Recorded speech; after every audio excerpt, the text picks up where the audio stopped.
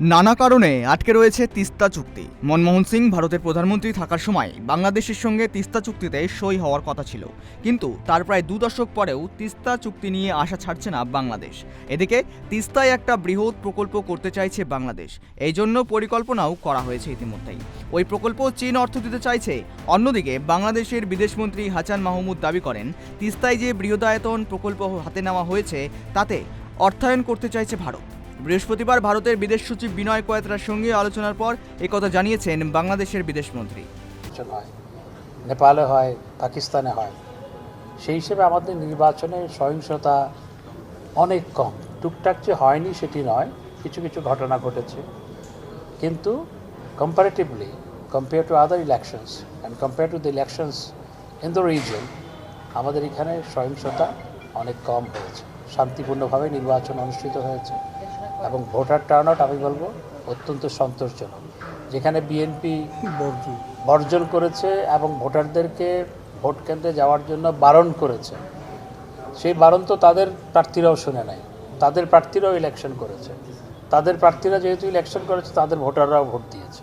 সুতরাং যেই নির্বাচন হয়েছে এবং নির্বাচনে যেভাবে voter turnout, this is satisfactory.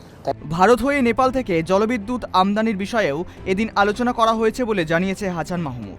এর ফলে নেপাল থেকে 40 মেগাওয়াট বিদ্যুৎ আমদানি করতে পারবে বাংলাদেশ। গত কয়েকদিনে ভারত এবং বাংলাদেশের সীমান্তে বেশ কিছু হত্যার ঘটনা ঘটেছে, আর সীমান্তে প্রাণঘাতী নয় এমন অস্ত্র ব্যবহার করার ওপর গুরুত্ব দেওয়া হবে বলে আলোচনায় ঠিক হয়েছে। তবে বাংলাদেশের প্রধানমন্ত্রী শেখ হাসিনার ভারত সফর নিয়ে এখনও কিছু চূড়ান্ত সিদ্ধান্ত নেওয়া হয়নি বলে জানা গিয়েছে। আর এই বৈঠকের আগে বাংলাদেশের প্রধানমন্ত্রীর সঙ্গেও বৈঠক করেন ভারতের বিদেশ সচিব। বাংলাদেশের বিদেশমন্ত্রী জানিয়েছেন, ভারতের সঙ্গে বাংলাদেশের বহুমাত্রিক এবং অত্যন্ত চমৎকার সম্পর্ক। শেখ হাসিনা ও ভারতের প্রধানমন্ত্রী নরেন্দ্র মোদীর আমলে সেই সম্পর্ক নতুন উচ্চতায় পৌঁছেছে। আগেই ভারতে আসার জন্য ভিসা সহজ করার জন্য অন অ্যারাইভাল ভিসা দেওয়ার দাবি করেছিল বাংলাদেশ।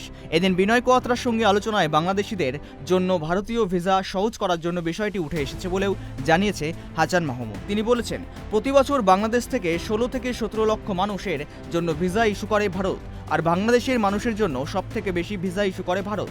অনেক সময় ভিসা পেতে অপেক্ষা করতে হয়। এটা নিয়ে বিস্তারিত আলোচনা হয়েছে।